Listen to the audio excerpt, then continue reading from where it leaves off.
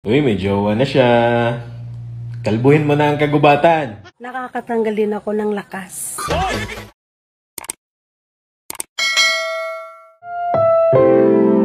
Amugami tu, adu da APC. Dito na ito Dubai, adu da Banina na ang gano'n. Kapag first time ba, masakit?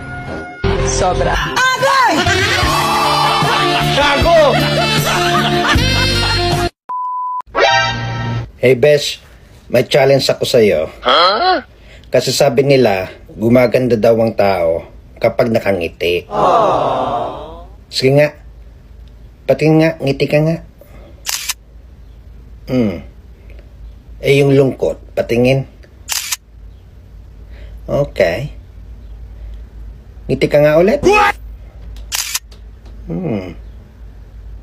Anong pinagsasabi nila? Wala namang pinagkaiba. Ganun ba rin? Uy, may jowa na siya. Kalbuhin mo na ang kagubatan. Para smooth ang dadaanan.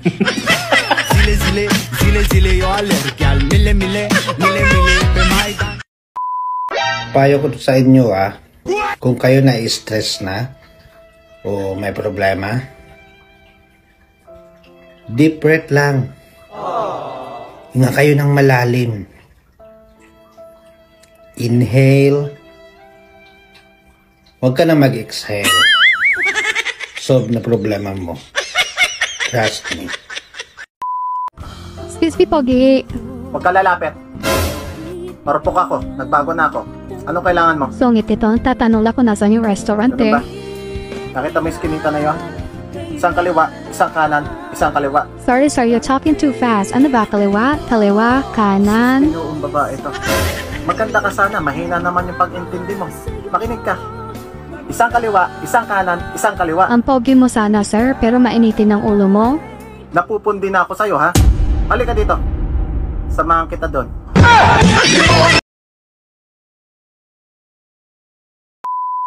Umamin ka na kasi sa crush mo. Bakit? Malay mo, gusto ka rin niya. Maging kaibigan.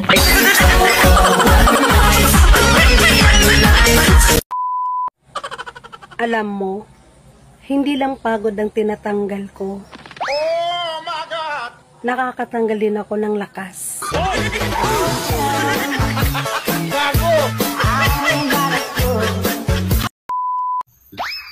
Kapag ako napagod, kakahabol sa'yo. Gagapangin na lang kita.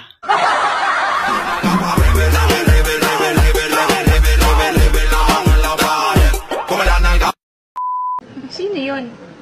Asawa mo.